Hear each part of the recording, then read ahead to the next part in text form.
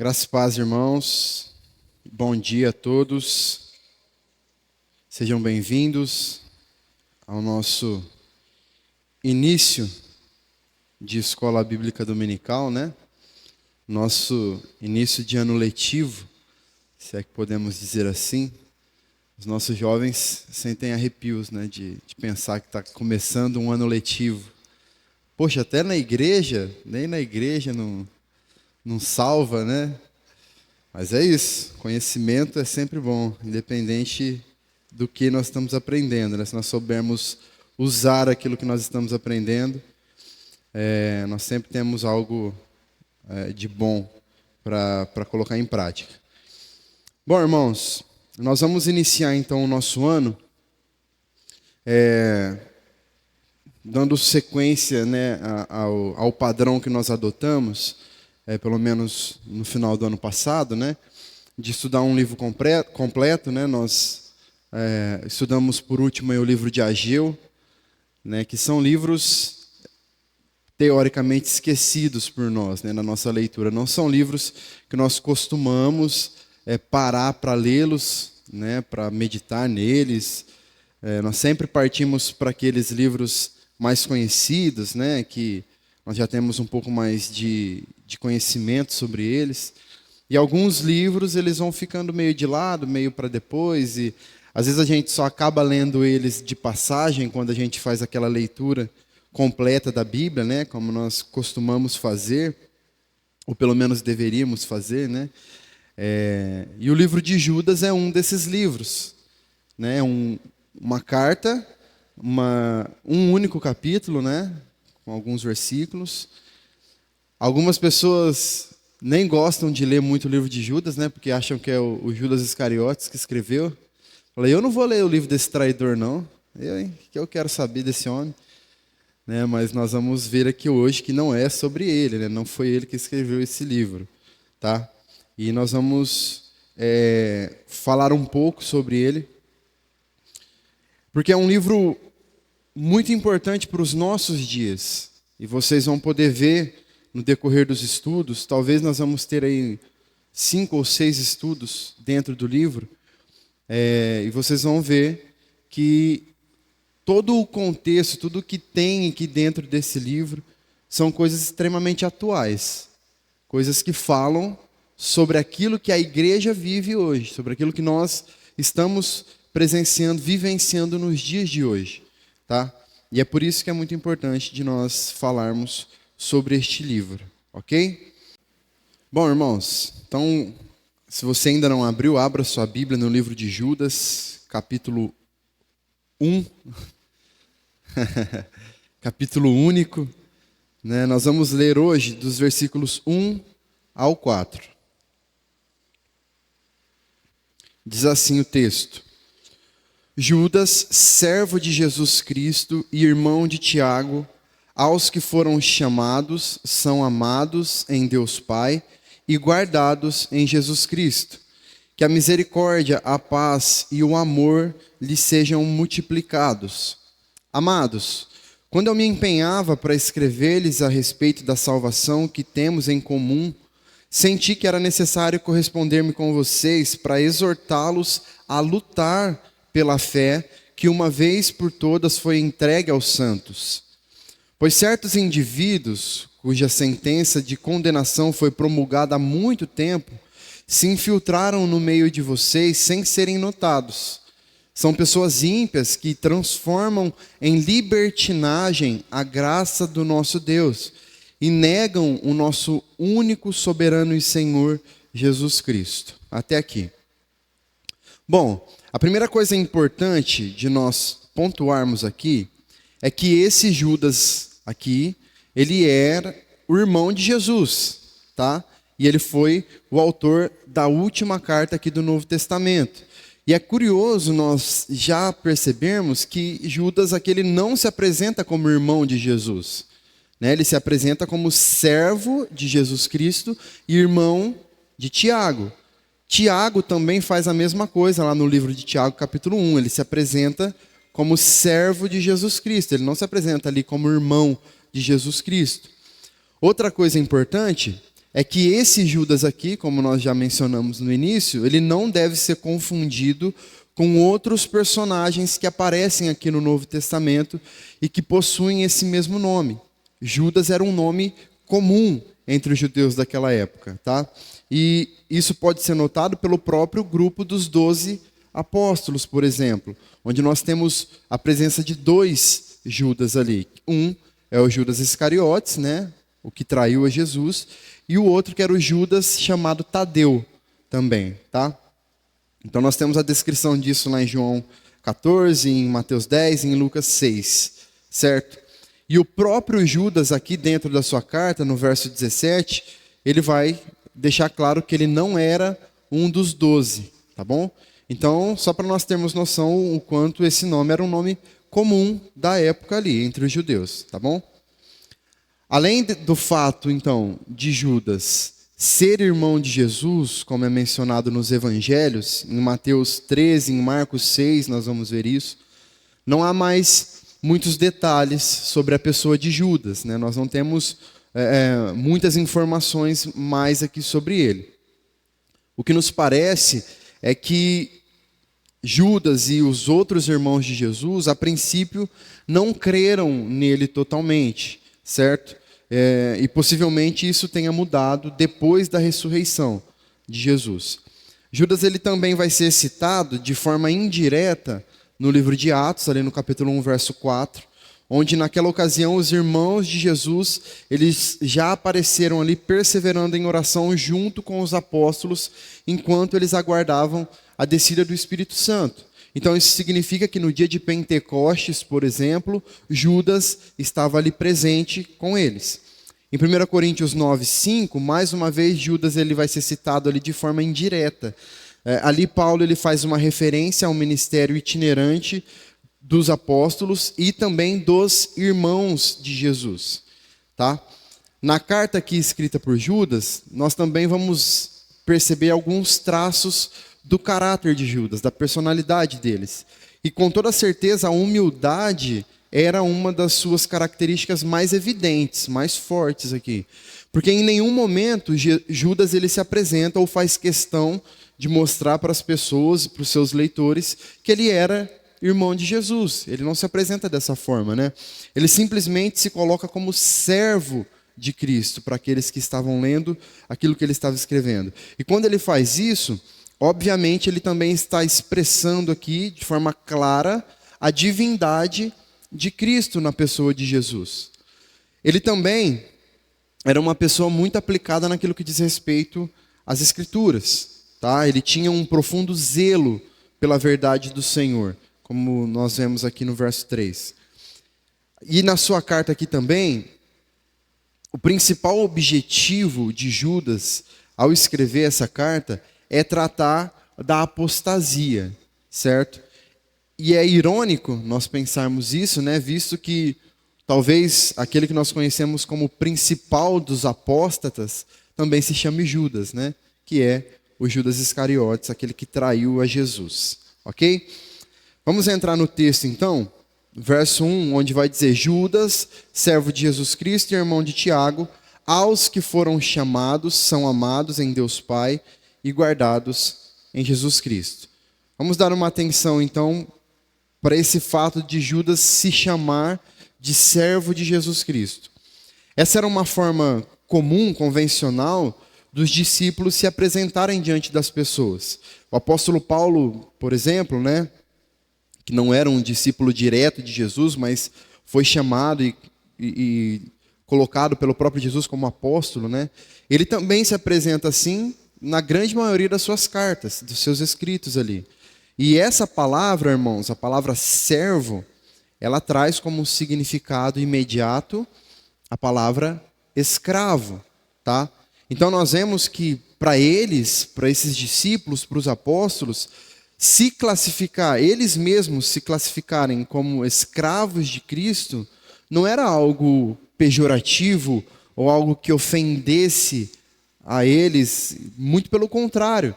Eles tratavam desse termo como sendo uma honra para eles, serem vistos, serem considerados, serem chamados como escravos de Cristo, como servos de Cristo. E além disso, deixa claro também a maneira como eles enxergavam Jesus, alguém que era Senhor sobre as suas vidas. Esse era o principal significado deles se considerarem escravos de Cristo. Era olharem para Jesus e verem em Jesus o Senhor de suas vidas, aquele que comandava as suas vidas, ok? E Judas vai dizer também que ele é irmão de Tiago, né? E a primeira questão interessante a se ressaltar aqui sobre isso é que Judas cita esse fato dele ser irmão de Tiago, muito provavelmente porque Tiago era um personagem, uma pessoa ali muito mais conhecida do que Judas, né? Visto que Tiago foi a pessoa que veio a ser o líder da igreja em Jerusalém. Então, com certeza, Tiago era uma pessoa muito mais conhecida, né? As pessoas sabiam quem era ele. Quando Judas cita ser irmão deste Tiago, isso traz um certo peso para a sua carta, para os seus escritos, uma certa credibilidade, né? Então Judas vê essa necessidade aqui de citar Tiago, para que ele pudesse fazer essa referência de peso aos seus leitores e para que os seus escritos fossem considerados, fossem levados a sério, tá? Outra observação que nós podemos fazer aqui é que para os católicos, por exemplo, Jesus não teve irmãos de sangue, irmãos biológicos, tá? Eles entendem que Maria é um ser divino e que viveu a sua vida ali toda sendo virgem, que ela continuou a ser virgem, né?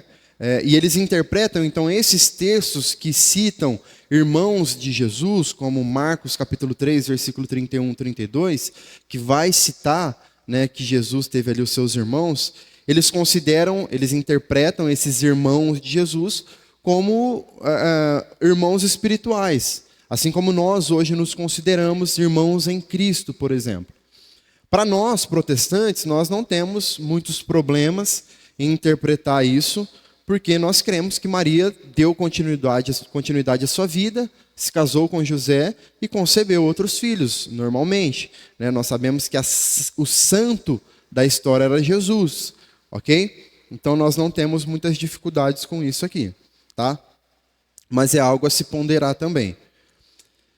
Ele vai continuar dizendo ali na sequência do versículo, aos que foram chamados, aqui ele está dizendo para quem que ele está escrevendo, tá? Aos que foram chamados, são amados em Deus Pai e guardados em Jesus Cristo. O fato de Judas se dirigir aqui em sua carta para aqueles que foram chamados por Deus, que é a primeira coisa que ele diz, já nos revela algo importante, que nós precisamos nos lembrar. O crente, ele não se torna crente por uma escolha que parte dele próprio, mas sim que parte do chamado de Deus. Deus nos chamou, Deus nos escolheu, Ele nos tocou através da sua palavra e a partir disso o seu Espírito nos convence do nosso pecado. A partir disso nós nos tornamos capazes de nos arrepender dos nossos pecados e de receber Cristo como Senhor das nossas vidas, ok? Além de chamados, aqui Judas se dirige aos que são amados de Deus também. E conforme Paulo vai dizer lá em Romanos 8, 29, aqueles a quem Deus amou, a esses também chamou. Ou seja, Judas está se dirigindo aqui a um mesmo grupo de pessoas, aos salvos, à igreja, tá? Não são dois grupos diferentes aqui. E o amor de Deus por nós, ele fica evidente também quando Paulo vai dizer em Romanos 5:8 que Deus prova o seu amor para conosco pelo fato de Cristo ter morrido por nós quando nós ainda éramos pecadores. Então não há na história da humanidade uma prova de amor maior do que essa. Cristo, Deus Pai, entregando Deus Filho para morrer em favor dos nossos pecados, quando nós ainda éramos pecadores. E por fim, Judas, ele fala aqui àqueles que estão guardados em Cristo. E é importante que Judas deixe isso claro aqui, para evidenciar que ele está se dirigindo aos verdadeiros cristãos. Isso porque o ambiente ali da igreja, naquele instante, dos primeiros leitores de Judas, o ambiente em que eles viviam, era um ambiente que estava completamente infestado de falsos cristãos, de falsos mestres, que estavam tentando introduzir uma falsa doutrina no meio deles, pessoas que negavam a graça de Deus. Então, quando Judas traz esse simples lembrete para aquele povo de que eles são guardados em Cristo, isso servia aqui para eles como um refrigério também, para que eles entendessem o lugar deles em Cristo, onde eles estavam, né? Como eles eram considerados e chamados por Deus. O versículo 2 vai dizer que a misericórdia, a paz e o amor lhes sejam multiplicados. Então, no versículo 1, Judas se apresenta, ele fala quem ele é, e ele diz para quem ele está escrevendo. E aqui agora ele traz uma breve saudação para este povo, certo? E é uma saudação que segue o modelo das saudações, da maioria das saudações encontradas na literatura daquela época, tá? E aqui no Novo Testamento também nós encontramos, na maioria das cartas aí, essa saudação. Principalmente os termos misericórdia e paz. Eles estão quase sempre presentes aí nessas saudações. A novidade, talvez, que Judas traz aqui, fica por conta da inclusão do termo amor, que ele cita também. Misericórdia, paz e amor. E também o fato dele demonstrar o desejo de que todas essas coisas sejam multiplicadas ali. É uma referência que nós encontramos apenas na segunda carta de João, no capítulo 3, que nós podemos ver esses 3 termos sendo citados também como uma saudação ao povo. Então, diante disso, nós entendemos que os autores das cartas aqui do Novo Testamento, eles costumavam desejar aos seus leitores aquilo que eles consideravam mais importante para o momento em que aquelas pessoas estavam vivendo, para o momento que cada um estava passando. E pensando aqui no contexto de Judas, a misericórdia de Deus que ele deseja era no sentido de trazer sustento em tempos de dificuldade. A paz serviria então para acalmar os corações desse povo diante dos dias maus, diante da perseguição, diante da falsa pregação do evangelho que eles estavam às vezes ali presenciando. E o amor de Deus também poderia, de alguma forma, fazer com que eles se sentissem lembrados por Deus, se sentissem de fato amados por Deus em meio aos perigos. E uma curiosidade é que nós podemos ver aqui o desejo de que essas bênçãos fossem multiplicadas também na introdução das 2 cartas de Pedro. E isso, para a maioria dos estudiosos hoje, eles entendem que Judas e Pedro possuem, então, muita coisa em comum também, a partir desta ideia. Tá? Verso 3.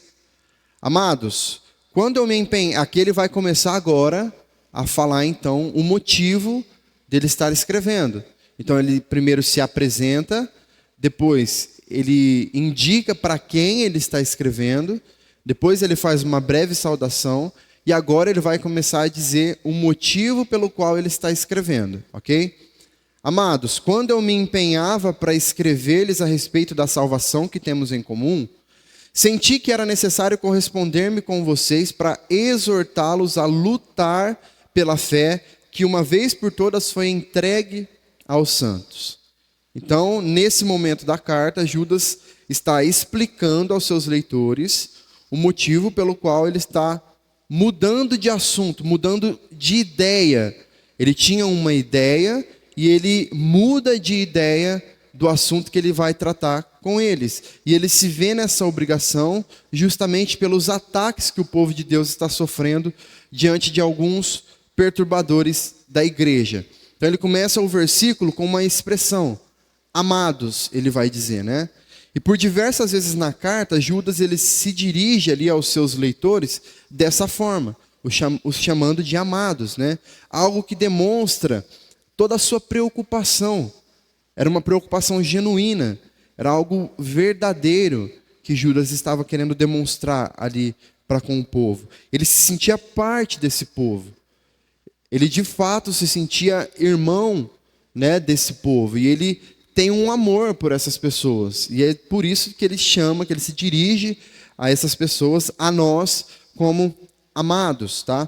E além disso, é como se ele reafirmasse também o que foi dito no versículo 1, que nós somos amados de Deus também, ok? E aí ele vai dizer, quando eu me empenhava, então aparentemente, como nós vimos aqui, aparentemente não, né? De forma clara ele deixa isso aqui para nós, que a ideia inicial de Judas não era trazer essa exortação. Ele queria falar sobre a salvação em comum que nos une no Senhor. Esse era o desejo dele. Talvez para compartilhar os efeitos da salvação, as responsabilidades, o privilégio que nós temos de desfrutar da salvação, tá? Então, a verdade é que não dá para ter muita certeza dos detalhes que Judas queria tratar sobre a salvação, mas, no geral, ele quer falar sobre a salvação que nos une, né, o que ele diz. Então, seja o que for, ele já estava empenhado em começar a falar sobre isso. E quando ele fala isso, que ele está empenhado, quer dizer que ele já tinha se preparado, certo? Talvez emocionalmente, talvez buscado referências, talvez meditado, né, buscado no Senhor. Ele estava empenhado, de fato, a começar a falar sobre isso, tá? Então, é algo que ele já estava ali alimentando dentro de si para começar a falar. Talvez ele já tinha pensado na forma de se apresentar, na forma de falar, em como ele ia introduzir o assunto, enfim. E é no meio desse processo que ele se vê obrigado a mudar de assunto. E aí, irmãos, nós percebemos que, é lógico que nós não sabemos, né, o quanto talvez ele relutou para mudar de ideia, mas o que nós vemos é que, de fato, ele mudou de ideia. E é isso que importa, né? Ele deixou a sua vontade para ouvir a vontade de Deus e fazer aquilo que Deus estava ordenando que ele fizesse. E o que é que Deus estava ordenando que ele falasse? Exortá-los a lutar pela fé. Então, diante dessa mudança de assunto, Judas ele prepara os seus leitores, ou seja, nós também, para o novo sentido que as suas palavras teriam a partir deste momento. Seria uma exortação. E quando nós somos... É até bom, né? Quando nós somos avisados antes, né? Porque a gente se prepara. Né? Ruim é quando a exortação já chega sem... A gente nem vê de onde ela está vindo, né? Mas não, Judas avisa. Eu ia escrever sobre a salvação, mas eu me vi obrigado aqui a mudar de assunto para exortar vocês a lutar pela fé. Então, Judas escreve para corrigir o povo de Deus de alguma coisa, para alertar o povo de Deus devido àquilo que estava sendo inserido de forma feroz no meio deles. É uma preocupação tão grande que ele tem que o faz mudar de ideia nos seus escritos. E irmãos, isso nós precisamos entender o contexto da época, porque não é uma simples escrita onde nós pegamos o nosso celular e mandamos uma mensagem para alguém. E aí nós podemos apagar, mandar de novo, nós podemos editar e reescrever aquilo que nós escrevemos errado. Judas sabia que talvez essa seria a única oportunidade que ele tinha de se comunicar dessa forma com o povo. Tamanha as dificuldades para essa carta chegar onde ele queria que ela chegava, da própria perseguição, talvez da mão de quem iria cair essa carta. São muitos os poréns no meio desse caminho. Então, o fato dele mudar de ideia e se empenhar, ele tinha convicção de que aquela talvez seria a única chance que ele tinha de falar com o povo. E ele estava disposto a fazer isso, tá? Então, era um ambiente ruim, certo? Onde a mensagem do evangelho estava sendo deturpada, e o desejo de Judas é que eles não se deixassem levar por esses ensinos. Ele precisava trazer um alerta então para a igreja.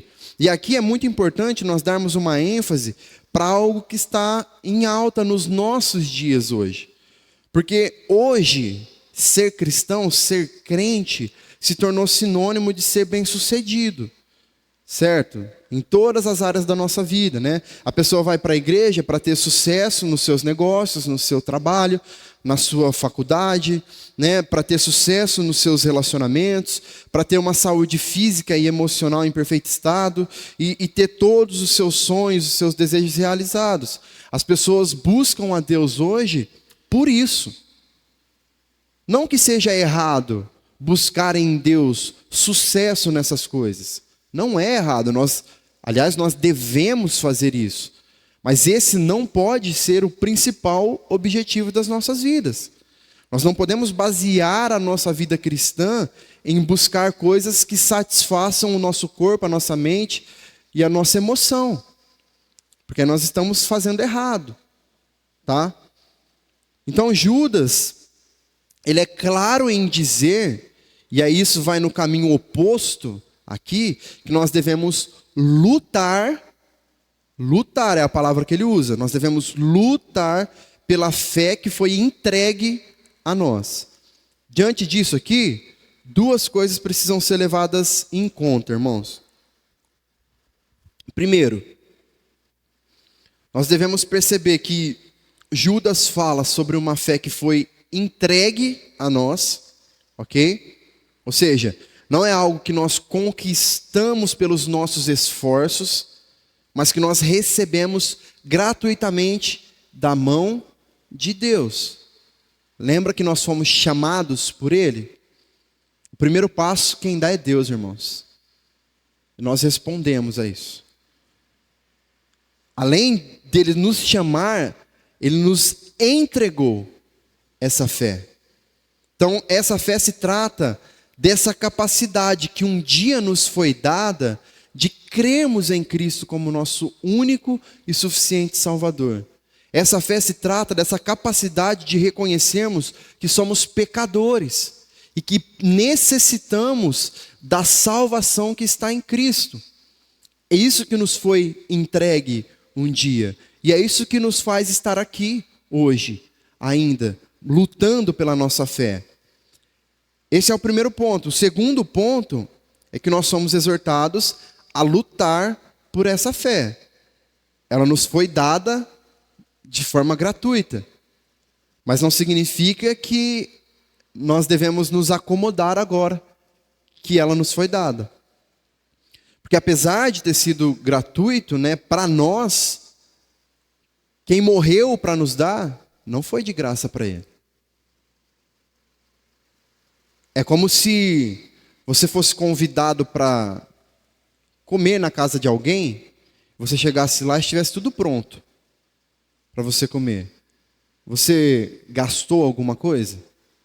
Não, você só foi, você só comeu. Mas quem forneceu aquele alimento para você, gastou alguma coisa. É isso. É de graça para nós. Mas isso não significa que depois você vai tratar essa pessoa de forma snob, ou você não vai se importar mais com ela. Isso seria, primeiro que uma falta de educação muito grande, e uma falta de reconhecimento, de gratidão muito grande também. Então hoje nós vivemos as nossas vidas para Cristo em gratidão por aquilo que Ele já fez por nós. Certo? Então é necessário hoje esforço da nossa parte para mantermos de forma fiel essa fé que nos foi entregue. E diante disso, diante do verbo lutar aqui que Judas escolheu usar para ilustrar aquilo que ele estava querendo dizer, nós podemos refletir em uma coisa muito importante para a vida cristã. Quando nós pensamos, por exemplo, em um lutador profissional, nós pensamos em um atleta de alto rendimento, né? Um atleta que cuida do seu corpo, que cuida da sua mente, que treina incansavelmente todos os dias para estar preparado para a luta, correto? Só que mesmo com todo esse preparo, o lutador profissional, ele nunca sai de uma luta ileso, sem sofrer nenhuma pancada, nenhum golpe. Na grande maioria das vezes, ele também vai sofrer. Ainda que ele vença essa luta, ele vai tomar muitas pancadas no meio dessa luta. E provavelmente ele vai sair dessa batalha ferido de alguma forma. com alguns ferimentos, alguns graves inclusive, e em algumas dessas batalhas, mesmo com todo o preparo, mesmo com todo o empenho, ele vai perder também. Porque do outro lado existe um outro lutador que também se preparou. E o mesmo exemplo pode ser aplicado à nossa vida de fé também. O mesmo preparo, o mesmo empenho nós precisamos ter com a nossa vida de fé, mas tendo a consciência de que nós também seremos atingidos em dados momentos da nossa vida. Certo? A vida cristã não é uma promessa de vitória terrena constante. Todos os dias você vai vencer, você vai vencer. Não é isso. Nunca nos prometeram isso, irmãos. Nunca. A Bíblia não nos promete isso. A Bíblia fala que nós venceremos, mas a Bíblia fala que nós também teremos tribulações. Ah, então um está certo, o outro está errado? Não, os dois estão certos. A vida é feita dessas situações, das vitórias, das derrotas, das vitórias suadas. Certo? Versículo 4, ele vai dizer: pois certos indivíduos cuja sentença de condenação foi promulgada há muito tempo, se infiltraram no meio de vocês sem serem notados. São pessoas ímpias que transformam em libertinagem a graça do nosso Deus e negam o nosso único, soberano e Senhor Jesus Cristo. O fato desse versículo aqui começar com a palavra pois, nos traz a ideia de que o que ele vai falar depois, o que ele vai falar agora, é a explicação do motivo dele ter mudado de ideia. Então, ele identifica essa necessidade de mudar de assunto porque, pois, certos indivíduos se infiltraram no meio de vocês. Certo? Então, ele está explicando o motivo dele estar mudando de assunto. Certo?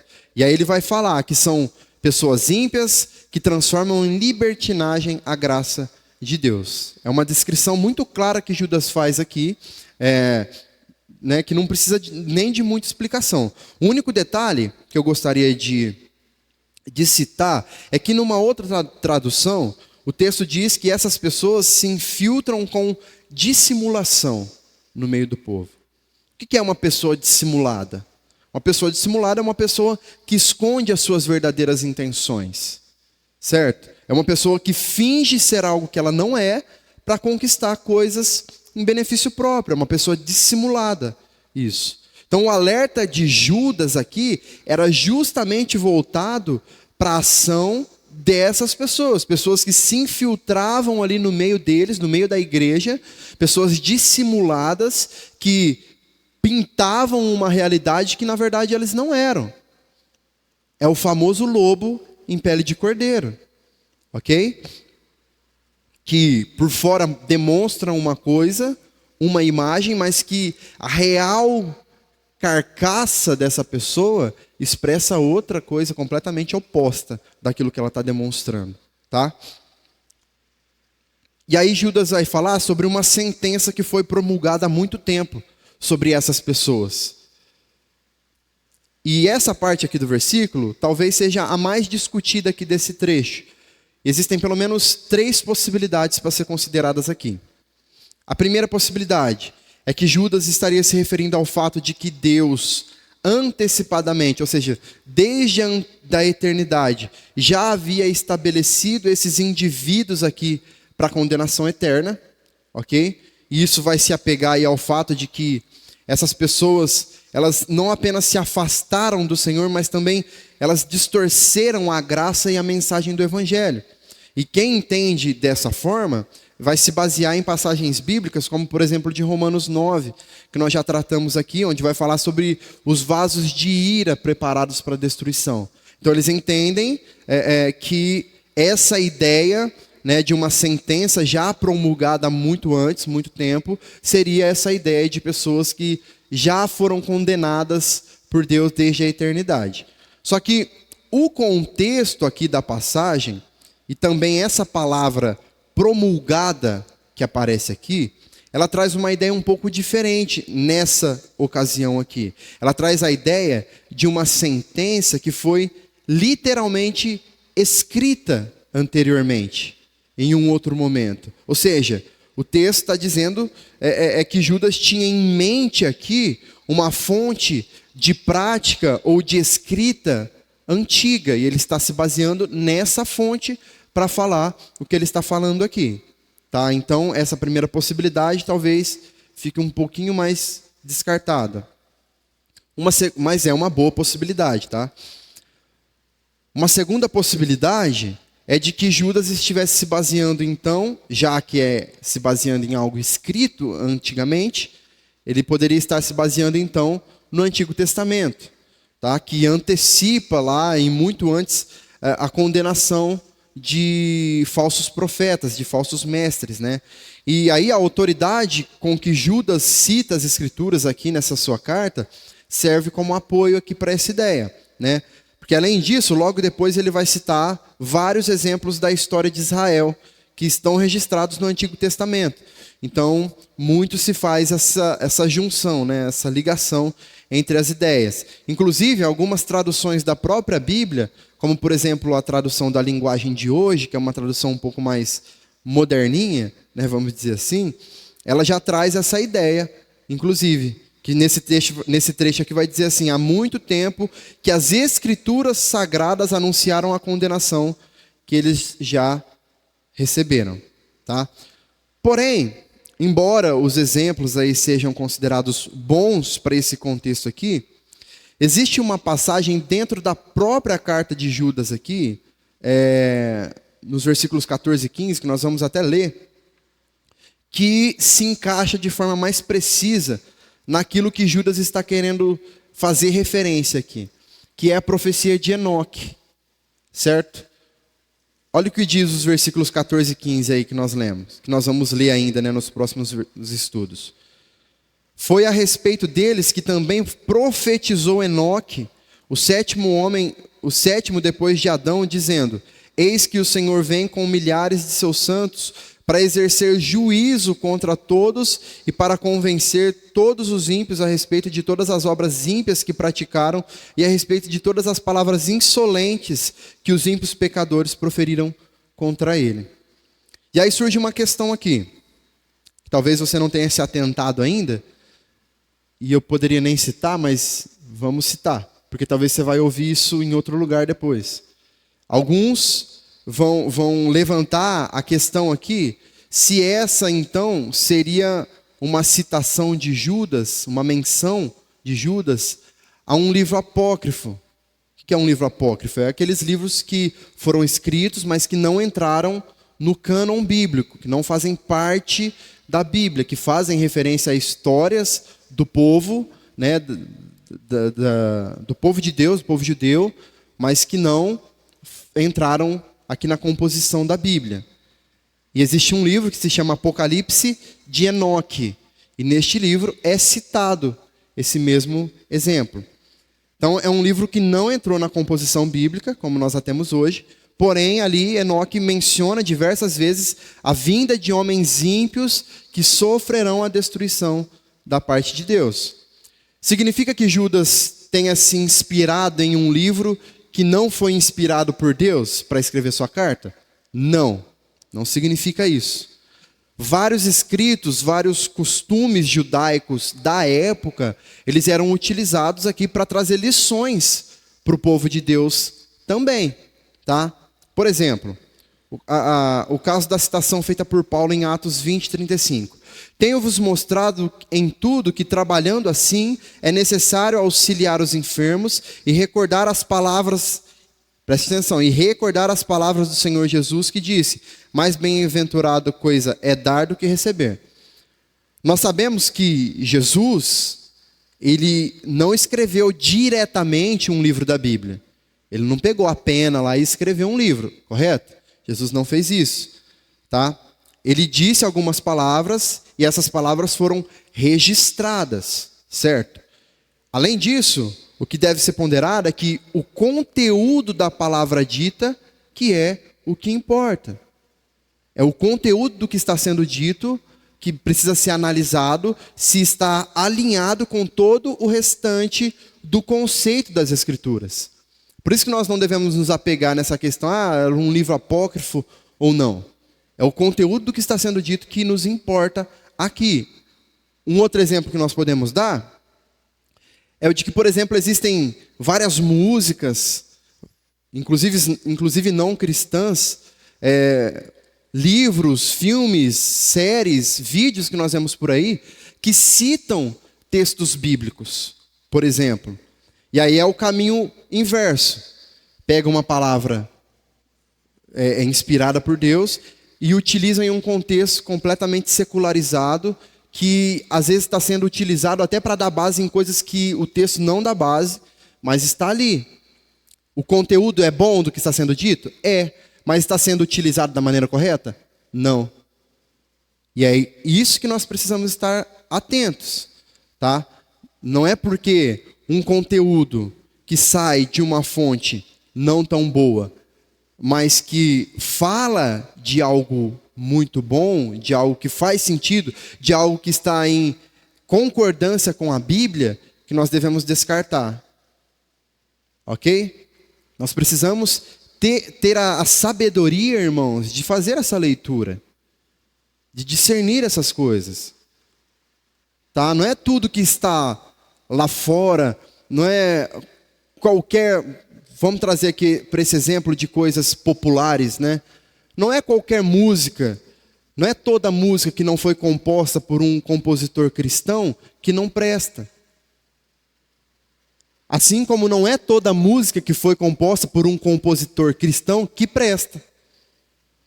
Tem muita música composta aí por crentes, cantadas nas igrejas, que falam heresias, que pregam heresias. E essa semana eu ouvi uma frase muito interessante que diz que a nossa geração de crentes é uma geração de crentes que está procurando o diabo em tudo. Procura o diabo nos livros, procura o diabo nas logomarcas, procura o diabo num monte de coisa, mas não consegue ver o diabo pregando heresia dentro da sua própria igreja. E essa é uma verdade que nós precisamos estar atentos. Como eu canso de dizer aqui, não é tudo que cita o nome de Deus que vem de Deus. Assim como não é tudo que está lá fora que é do diabo. Existem conceitos em músicas, em livros, que ao trazer para a nossa realidade cristã, nós falamos, poxa, isso aí faz sentido. É o que Jesus me ensinou. Existem músicas, por exemplo, não cristãs que falam de amizade, que vai falar sobre uma amizade que é se dar sem esperar nada em troca dessa união. Estou eu aqui citando Tiaguinho. Um pagode, uma música secular. Mas quem discorda desse princípio? Que uma amizade verdadeira é se dar, se entregar, sem esperar nada em troca dessa união. Isso não é um conceito cristão? Agora, significa que tudo que ele compõe, tudo que ele canta, tudo que ele fala são conceitos cristãos? Não. Nós precisamos ter esse feeling, sabe? Essa análise. Nós precisamos ter esse senso crítico de analisar aquilo que está sendo colocado diante de nós. Tudo que é puro, tudo que é bom, tudo que é lícito, é isso que nós temos que consumir. E o que não é, nós devemos descartar, estando dentro ou fora da igreja. Nós somos crentes maduros, né? Nós já estamos na igreja há bastante tempo. Já passou da hora da gente dar um passo a mais, né? Parar de se alimentar só daquele leitinho espiritual e começar a experimentar alimentos sólidos, que demonstrem que nós somos crentes verdadeiros, fiéis, firmados na palavra, e que não é qualquer coisinha que nos abala, não é qualquer coisinha que nos traz um arrepio diferente, que nós aceitamos ou rejeitamos. Já deu isso, irmãos. Né? Nós já estamos numa fase aqui de construir coisas sólidas, coisas grandes, coisas honestas, coisas que, quando pessoas nos encontrarem, conversarem conosco aí 5, 10, 15 minutos, perceberem que nós somos de fato crentes maduros, crentes que lutam pela fé, que são atingidos no meio da batalha ali muitas vezes, mas que têm consciência do que eles estão fazendo, que sabem que não importa se eles foram atingidos de uma forma ou outra, mas ele vai continuar batalhando por essa fé, porque é a convicção que nós temos. Amém? Então,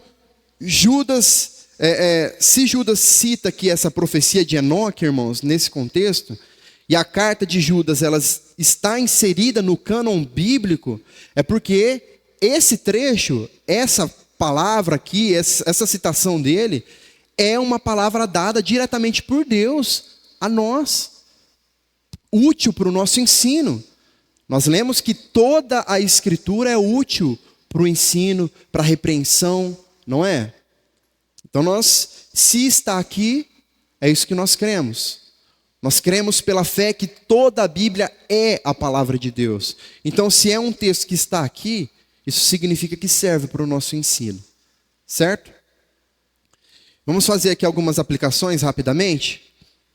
A primeira delas que eu gostaria de trazer é que nós precisamos entender o conceito de servo. Certo?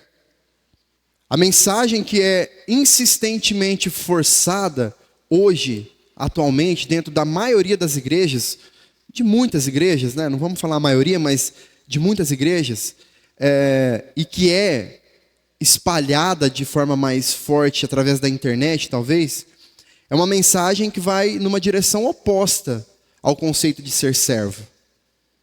Com muita frequência nós ouvimos pregações, palestras aí nas igrejas que batem na tecla da vitória, da conquista, do governo que nós devemos exercer. E aí eles se utilizam de textos completamente fora de contexto para dar base nessas ideias que não são bíblicas. Quando nós lemos, por exemplo, a palavra servo na Bíblia, na grande maioria das vezes, como é o caso de Judas aqui, essa é uma palavra que literalmente quer dizer escravo, como nós vimos aqui. Ou seja, Judas se apresenta como um escravo de Cristo, assim como Paulo, Pedro também fazem isso. Só que o que na maioria das vezes fazem e tentam mudar é esse conceito aqui de escravo para tentar romantizar a nossa relação com Deus. Aí vão utilizar de textos como João 15:15, né, onde Jesus vai dizer que agora nós somos amigos e não mais servos dele, para justificar essas preferências. Só que quando a expressão escravos de Cristo aparece na Bíblia, irmãos, não é na intenção de inventar aqui ou de criar um tipo de relacionamento ofensivo entre Deus e o seu povo, entre Deus e nós. Não é isso, ou sei lá, um relacionamento opressor que nos humilhe. Não é nada disso. O próprio Jesus é quem faz algumas exigências radicais para os seus seguidores. Lá em Lucas 9:23, ele disse que ser contado entre os seus discípulos não significa simplesmente ser um simpatizante da sua mensagem ou somente confessar com palavras ser seu seguidor. Para segui-lo, verdadeiramente, é necessário que cada um negue-se a si mesmo, tome a sua cruz e o siga. Percebe o conceito disso? De negar-se a si mesmo, tomar a cruz e aí segui-lo. O que tem de bom e de agradável, de confortável em negar-se a si mesmo e tomar a cruz? O que tem de governo nisso? O que tem de expressão de vitória humana, humanamente falando, em negar-se a si mesmo e tomar a cruz? Isso se parece uma expressão de vitória? Quando alguém comemora a vitória de algo, fala, poxa, neguei a mim mesmo, tomei minha cruz. Venci. E a ideia judaica de carregar a cruz da sua própria morte era algo, irmãos, que estava reservado apenas para os piores criminosos. E, coincidentemente, aos escravos. Que foi o que fizeram com o próprio Jesus. Isso significa que Jesus, ele exige dos seus seguidores uma completa abnegação das suas próprias vontades, dos seus próprios interesses, certo, pessoais? Ele exige, então, dos seus discípulos uma submissão total, uma entrega total ali, uma obediência total aos seus mandamentos. Ele exige que os seus discípulos, os seus seguidores estejam prontos para defender a sua causa neste mundo aqui, ainda que isso lhes custe a própria vida. Isso é negar-se a si mesmo, abrir mão de si, pelo Evangelho, tomar a cruz, seguir a Cristo. Daí então o conceito de ser escravo. Não é algo pejorativo, não é algo ofensivo. O conceito de ser escravo de Cristo é pelo fato de que nunca a vontade de um escravo vai se sobressair à vontade do seu senhor. Correto? O escravo não tem vontade sobre a do seu senhor. Um escravo simplesmente obedece à vontade do seu senhor. E é nesse sentido que nós precisamos desesperadamente sermos escravos de Cristo. Sermos pessoas que obedecem à vontade dele. Certo? Só que isso, irmãos, exige de nós um comprometimento que deve sobrepor a todas as nossas vontades egoístas. Tudo aquilo que nós queremos para nós precisa ser deixado de lado, para que nós possamos ouvir, de fato, sem reservas a vontade de Deus. Isso nos leva para o nosso segundo ponto, para a nossa segunda aplicação. Não resista em mudar de planos quando Deus ordena. Quantos aqui já ouviram aquela frase assim? Eu senti paz no meu coração, então esse desejo é plano de Deus. Então isso que eu quero aqui é plano de Deus, porque eu senti paz. Muitos de nós damos base para muitas das nossas escolhas baseados nessa paz que nós dizemos sentir no nosso coração. Só que olha o que Jeremias 17:9 fala sobre o nosso coração. Enganoso é o coração, mais do que todas as coisas, e desesperadamente corrupto. Quem poderá entendê-lo? O texto não está apenas dizendo, irmãos, que o nosso coração é enganoso. Ele diz que o nosso coração é enganoso mais do que todas as coisas. E não só isso, desesperadamente corrupto.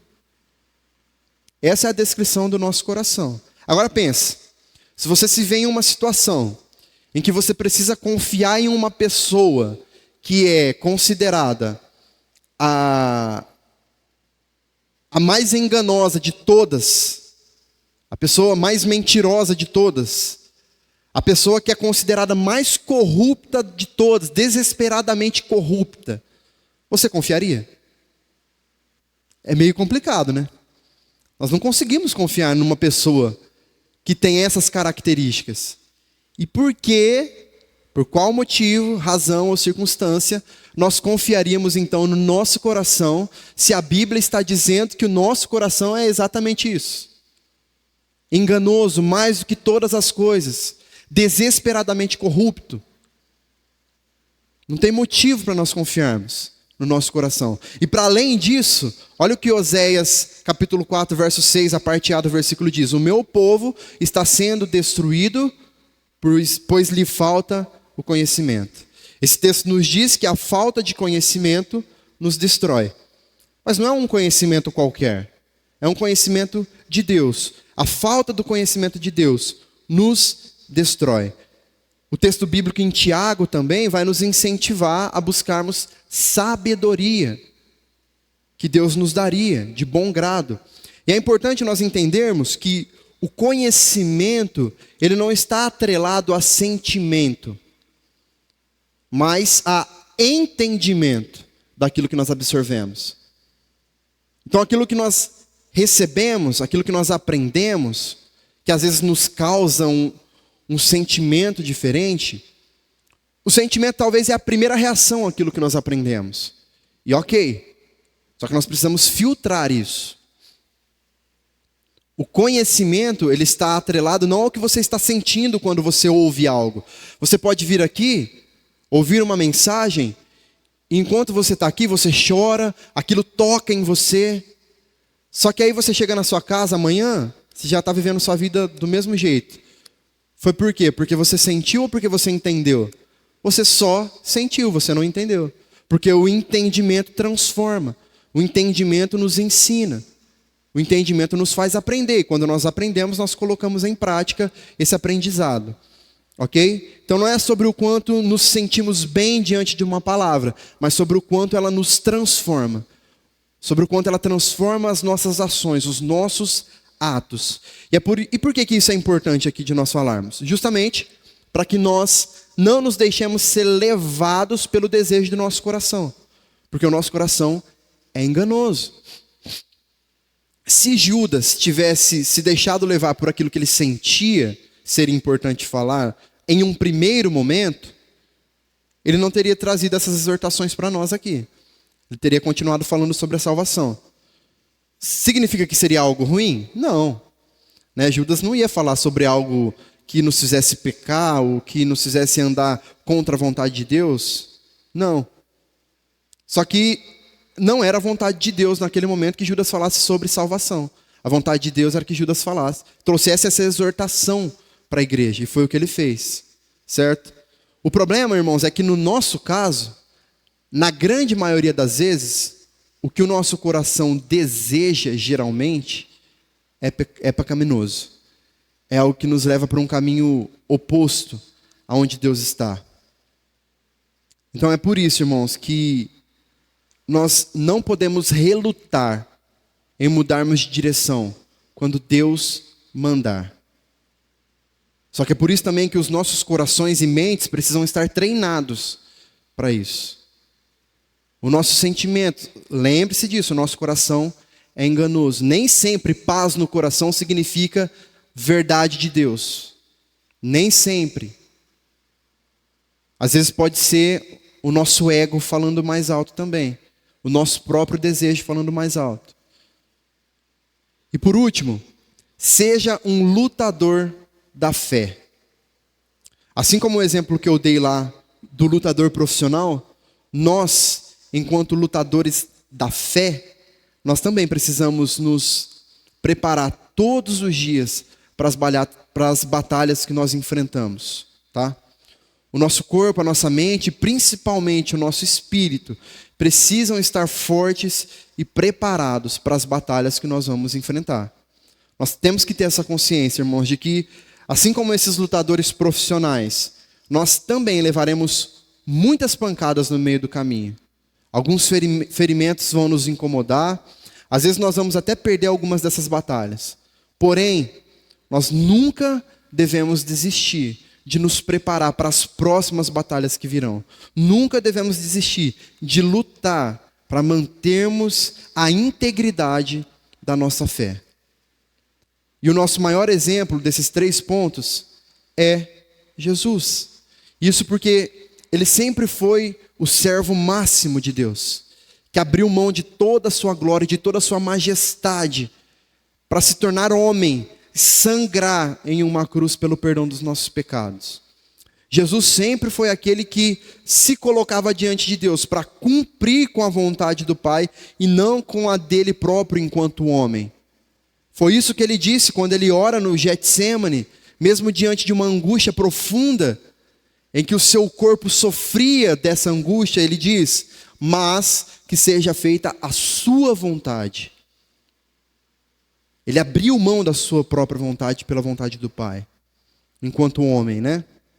E por fim, Jesus nunca desistiu das suas batalhas. Mesmo diante de todas as adversidades, mesmo diante de todas as dores, de todas as lutas, mesmo diante de todas as perseguições, mesmo que em certo momento ele soubesse que seu corpo humano perderia uma grande batalha, ele sempre esteve disposto a continuar lutando e se entregando pelos planos já estabelecidos por Deus para a sua vida e para toda a humanidade.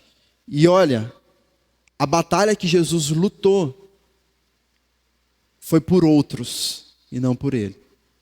Não esteja disposto a lutar somente a sua batalha, a batalha que te faz vencer. Seja disposto a entregar a sua vida, a lutar por batalhas que vai salvar outras pessoas. Aí é que entra o abrir mão, negar-se a si mesmo, tomar a cruz e seguir a Cristo. Por um bem maior. Qual é o bem maior?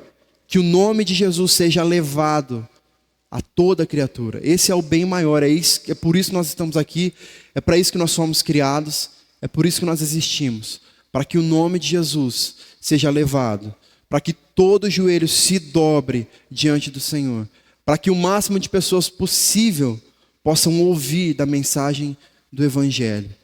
Ainda que isso nos custe a vida, como aconteceu com os nossos irmãos, como acontece com os nossos irmãos hoje no Oriente Médio, que perdem suas vidas. Vocês acham que eles estão lutando por eles? Eles não estão lutando por eles, irmãos. Eles estão lutando para que a mensagem do Evangelho salve outras vidas. Eles estão fazendo trabalho de herói. E é isso que deve nos tocar. Enquanto estamos aqui no nosso conforto, na nossa comodidade. São batalhas que valem a pena ser lutadas. Amém?